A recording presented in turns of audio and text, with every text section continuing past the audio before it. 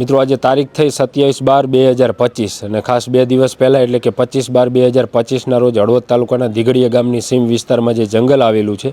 અને ત્યાં આગળ સિક્યુરિટી ગાર્ડ તરીકે વન વિભાગનો જે એક વ્યક્તિ છે એ ફરજ બજાવે છે અને તેને થોડી શંકા ગઈ કે અહીંયા કંઈ વસ્તુઓ દાટેલી છે, જેથી પોલીસને જાણ કરવામાં આવી હતી। પોલીસ પણ ઘટના સ્થળે પહોંચી હતી ને ખાડો ખોદ્યો અને જોયું તો એક નવજાત શિશુ એટલે કે તાજું જન્મેલું જે બાળક છે એ ચૂંદડીમાં વીંટેલું ત્યાં આગળ દાટી દેવામાં આવ્યું હતું, જેથી પોલીસ દ્વારા પણ જુદી જુદી દિશાઓમાં તપાસ કરવામાં આવી રહી હતી અને તપાસના અંતે જે છે એ સામે આવ્યું છે કે આ બાળક જે છે એ કુદરતી રીતે જ મૃત્યુ પામ્યું હતું અને જન્મતા વેત જ જે છે એ આ નવજાત શિશુનું મૃત્યુ થયું હતું ને આ આદિવાસી શ્રમિક પરિવાર છે એને દાટેલું હતું। આ બનાવની વધુ થોડી વાત કરીએ મિત્રો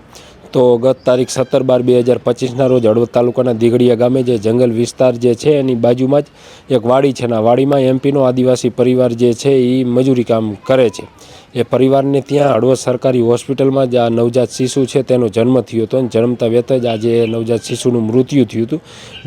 ડૉક્ટરે પણ તેને મૃત જાહેર કર્યું હતું। ત્યાર પછી આ શ્રમિક પરિવારો છે એમની વાડીની બાજુમાં જે જંગલ છે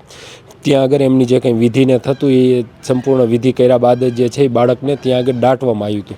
જો કે ત્યાં આગળ 17 તારીખની આ ઘટના છે, ત્યાર પછી 9મા દિવસે વન વિભાગનો જે કંઈ સિક્યુરિટી ગાર્ડ છે એને થોડી શંકા જઈને પોલીસને બોલાવીને પછી બહાર કાઢ્યું, હળવદ સરકારી હોસ્પિટલ ખાતે લઈ આવ્યા। પોલીસે પણ જુદી જુદી દિશામાં તપાસ કરી તો પછી આ જાણવા મળ્યું છે। એટલે જે કંઈ અટકળો લગાવવામાં આવી રહી હતી કોઈનું શું કંઈ છે, કોઈનું પાપ છુપાવવા માટે થઈ અને કોઈ આવું કૃત્ય કર્યું છે અથવા તો ત્યજી દીધું છે અને જન્મા બાદ જે છે એને દાટી દીધું છે, આવી જે કંઈ બધી શંકાઓ જે હતી એની ઉપરથી પોલીસ દ્વારા જે પડદો છે એ ઉંચકી નાખવામાં આવ્યો છે અને આ બાળક જે છે એ જન્મતા વેત મૃત્યુ પામ્યું હતું એટલે એના પરિવારે જે છે એ વિધિ કર્યા પછી જે છે એ બાળકની